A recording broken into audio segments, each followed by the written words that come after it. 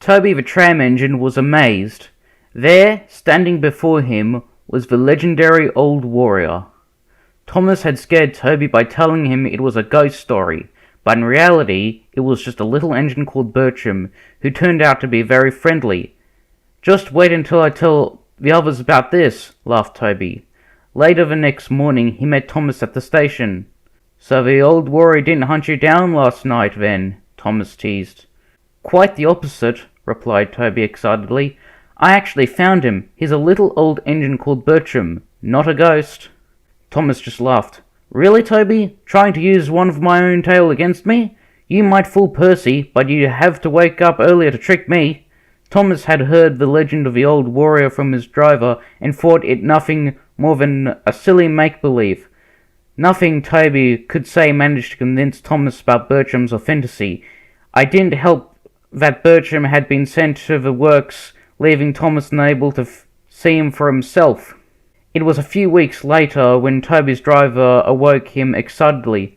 "Wake up, Toby! We have a special delivery to take to the mines." Toby was excited, especially when he finally saw what it was. "Bertram, how nice it is to see you again," he beamed. "You look very smart now." "I feel like a young engine again," Bertram croaked. "It's a shame I don't sound it." He still sounded rather hoarse from his years in isolation. As they made their way to the mines, Toby explained all that had happened in Bertram's absence, including Thomas's lack of belief.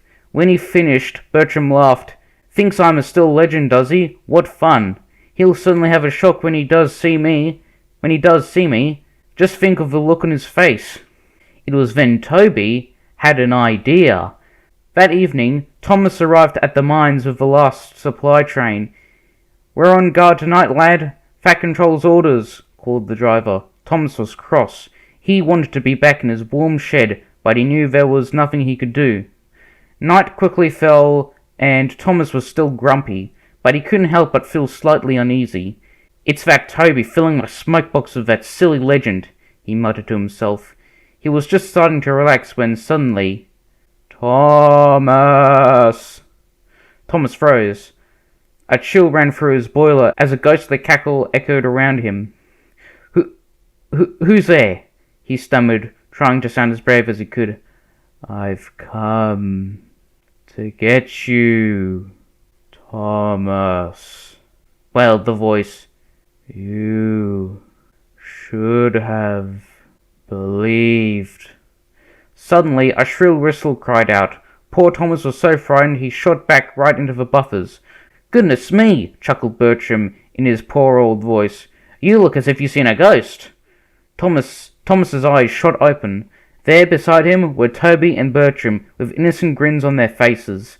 Thomas then burst out laughing. "You win, Toby. I was a silly engine not to believe you. It's very nice to meet you, old warrior," he added happily.